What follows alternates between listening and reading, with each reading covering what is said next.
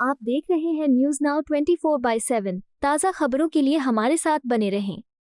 आज भाजपा मुख्यालय दिल्ली में डॉक्टर सुधांशु त्रिवेदी ने प्रेस कॉन्फ्रेंस को संबोधित किया।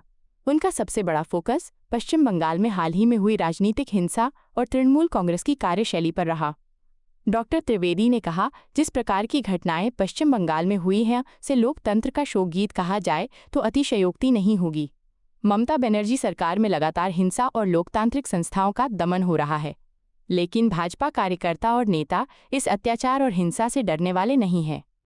हम पूरी ताकत से लोकतंत्र की रक्षा करेंगे। उन्होंने विपक्ष और खासतौर पर कांग्रेस को भी आड़े हाथों लेते हुए कहा कि देश में जो नेता विदेशी मंचों पर जाकर भारत के विरुद्ध बयान देते हैं, वास्तव में देश विरोधी शक्तियों के झंडा बरदार बनते जा रहे हैं।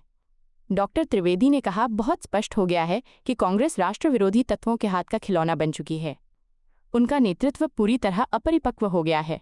राहुल गांधी पर तंज कसते हुए उन्होंने कहा, मोदी विरोध की मानसिकता में राहुल गांधी को अब मोदिया बिंदु हो गया है, यानी उन्हें भारत की तरक्की और निर्माण की असल तस्वीर दिखाई नहीं देती।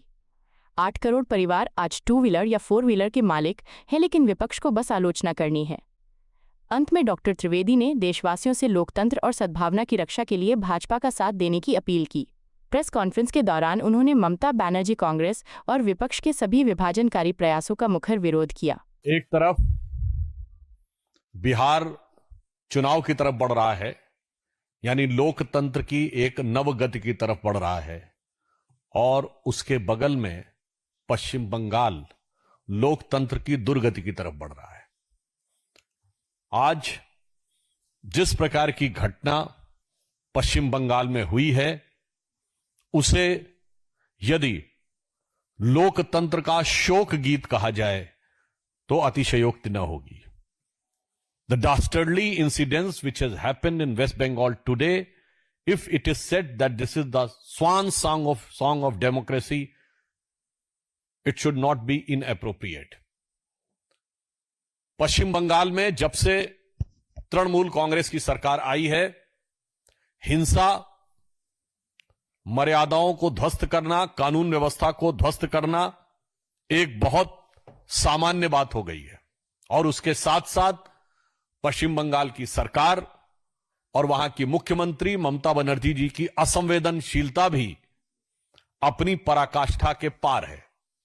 आप सभी जानते हैं कि इस समय उत्तरी बंगाल का अधिकांश हिस्सा बाढ़ की त्रासदी को झेल रहा है। दूसरी तरफ पश्चिम बंगाल की मुख्यमंत्री जी का मीडिया में वीडियो अवेलेबल है कि वो कोलकाता में एक उत्सव में नृत्य कर रही हैं। ये दोनों चित्र अपने आप में बहुत हृदय विदारक है। इससे पूर्व भी दुर्गा पूजा के दौरान 12 लोग इलेक्ट्रिसिटी के शॉक से मारे गए, परंतु उसके बावजूद भी सरकार के चेहरे पर शिकन नहीं आई और सारे उत्सवों में सहभागिता यथावत रही। अभी जो स्थिति है उत्तरी बंगाल में 28 लोगों के मृत्यु के समाचार और हजारों लोगों के बेघरबार होने की स्थितियां हैं।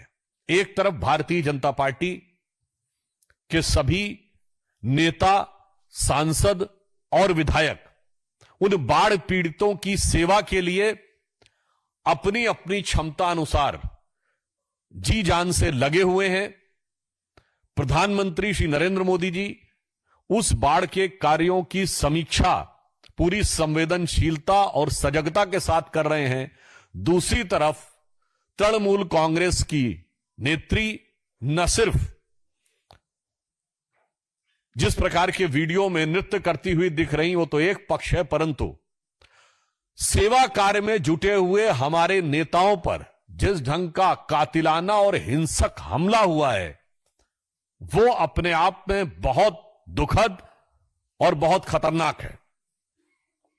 हमारे प्रदेश अध्यक्ष और सांसद श्री शमीक भट्टाचार्य, हमारे विधायक श्री शंकर घोष और ट्राइबल समुदाय से आने वाले हमारे दूसरी बार के सांसद श्री खगेन मुर्मू पर जिस प्रकार का कातिलाना हमला हुआ है, उनका जो रक्त रंजित चेहरा है, मतलब जिसे आप सामान्य भाषा में कहते हैं एकदम खून खच्चर हो जाना, वो अगर आपने देखा होगा तो निश्चित रूप से कोई पत्थर दिल आदमी होगा जिसका कि हृदय न पिघला हो। तो आज हम पश्चिम बंगाल की सरकार से पूछना चाहते हैं कि आपके शासनकाल में यदि सांसद और विधायक भी सुरक्षित नहीं है, उनके ऊपर इस प्रकार का कातिलाना हमला होता है और उसके ऊपर पश्चिम बंगाल की सरकार और इंडी गठबंधन के समस्त नेताओं की चुप्पी लोकतंत्र के लिए बहरा करने वाली चुप्पी है।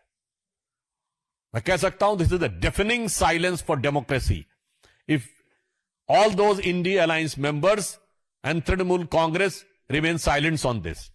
और बड़ी दुखद बात है कि हमारे वरिष्ठ नेता, जो जनजातीय समुदाय और आदिवासी समुदाय के वरिष्ठ नेता हैं वहां, और जो सेवा कार्य में लगे थे, श्री खगेन मुर्मू, उनके ऊपर जिस ढंग का हमला किया गया है, इससे लोकतंत्र और जनप्रतिनिधियों के प्रति कैसी अवमानना और तिरस्कार है, यह तो समझ में आता ही है। परंतु साथ ही साथ जनजातीय समुदाय, ट्राइबल समुदाय के लिए किस प्रकार की अवमानना और तिरस्कार पश्चिम बंगाल की सरकार में है, यह भी समझ में आता है। और यह कोई पहली बार नहीं हुआ है। आपको ध्यान हो, संदेश खाली में उस अत्याचार की शिकार अधिकांश महिलाएं जनजातीय समुदाय से थी, और किस निर्लज्जता पूर्वक उनके अपराधी को बचाने का प्रयास किया गया। अभी कुछ दिन पहले का एक वीडियो अवेलेबल है, मैं तो प्रश्न पूछना चाहूंगा। उस वीडियो में दिखता है कि एक जनजातीय कार्यक्रम में ममता बनर्जी जी ग्लव्स पहन के डांस कर रही हैं। तो मैं पूछना चाहता हूं कि आप ये ग्लव्स पहन के डांस क्यों कर रही थी? किस कारण से आपने उन महिलाओं के साथ डांस करते हुए ग्लव्स पहना था? क्या आपके मन में कोई उनके प्रति हेय भाव है जिस कारण से ऐसा किया? इस प्रकार का पब्लिक डोमेन में अवेलेबल है। इससे पूर्व जब भारत की राष्ट्रपति द्रौपदी मुर्मू जी राष्ट्रपति पद की उम्मीदवार थी, तो प्रश्न उठता है कि पहली बार एक ट्राइबल समुदाय की महिला भारत की प्रथम नागरिक बनने जा रही थी, तो उस समय सारे इंडी गठबंधन में से उनके विरुद्ध, ये जानते हुए भी कि हार तय है, प्रत्याशी उतारने का निर्णय तृणमूल कांग्रेस ने क्यों लिया? श्री यशवंत सिन्हा जी तृणमूल कांग्रेस के उम्मीदवार थे, और आज हमारे जनजातीय समुदाय के वरिष्ठ नेता और दूसरी बार के सांसद, यद्यपि उनके पास सुरक्षा भी थी, उसके बावजूद तृणमूल कांग्रेस के लोगों ने जिस ढंग से हमला करके उनके ऊपर कातिलाना और हिंसक हमला किया है, यह दर्शाता है कि पश्चिम बंगाल का शासन निर्लज्ज और निष्ठुर दोनों हो गया है। और इससे मैं कह सकता हूं कि आप सबने वो अंग्रेजी में कहावत सुनी होगी कि the Rome was burning and the Nero was singing. But here the situation is, the Bengal is drowning and Mamta ji is dancing. ये दोनों पिक्चर्स अवेलेबल है, और ये हर भारतीय को, हर बंगाली को हृदय को चीरने वाला है। और मैं विनम्रता से कह सकता हूं कि जिस प्रकार की घटनाएं, हिंसाएं बंगाल में दिखाई पड़ रही हैं, ये श्री अरविंदो का बंगाल नजर नहीं आता है, ये रामकृष्ण परमहंस का बंगाल नजर नहीं आता है, स्वामी विवेकानंद का बंगाल नजर नहीं आता है, गुरुदेव रविंद्रनाथ टैगोर का बंगाल नजर नहीं आता है, ये शाहिद हुसैन सोहरावर्दी का बंगाल नजर आता है। आज जो भी परिस्थितियां हैं, उसमें सर्वप्रथम हम जो लोग बाढ़ की विभीषिका को झेल रहे हैं, उनके प्रति भारतीय जनता पार्टी के समस्त कार्यकर्ता जो सेवा कर रहे हैं, उनके साथ और बाढ़ पीड़ितों के साथ हम संवेदना व्यक्त करना चाहते हैं, और लगातार उन सेवा कार्य में जुड़े लोगों के ऊपर हिंसा को बढ़ावा देने और उकसाने के लिए हम इस बात की कठोर भर्त्सना करना चाहते हैं। और हम आश्वस्त हैं कि बंगाल की प्रबुद्ध जनता इस समस्त षड्यंत्र और इस समस्त दुरभिसंधि को देख रही है, और वो इसका उचित और एप्रोप्रिएट आंसर आगे चुनावों में देगी। और मैं ममता जी को यह भी कहना चाहता हूं, भारतीय जनता पार्टी के कार्यकर्ता और नेता, आपके इस अत्याचार, अनाचार, हिंसा से रुकने वाले या झुकने वाले नहीं हैं।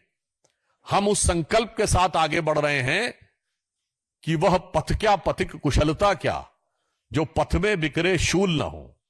वह पथ क्या पथिक कुशलता क्या जो पथ में बिखरे शूल न हो। नाविक की धैर्य परीक्षा क्या जो धाराएं प्रतिकूल न हो। और अंत में मैं सिर्फ यह कहना चाहता हूं कि पश्चिम बंगाल के जिसे इस भद्रलोक को